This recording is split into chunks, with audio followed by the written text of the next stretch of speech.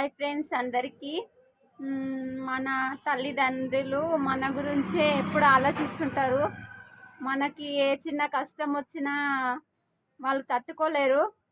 మనకి మంచిగా ఉండాలని మన తల్లిదండ్రులు ఎక్కువ కోరుకుంటారు అందరికన్నా. అందరిలో తల్లిదండ్రుల ప్రేమ అమోఘం. వాళ్ళని ఎప్పటికీ దూరం చేసుకోకండి. ఎందుకంటే వాళ్ళది తల్లిదండ్రుల మించిన దైవం లేదు. అందుకనే తల్లిదండ్రులను ఎప్పుడూ దూరం చేసుకోకండి ఫ్రెండ్స్. తల్లిదండ్రుల మాట ఎప్పుడూ వినాలి.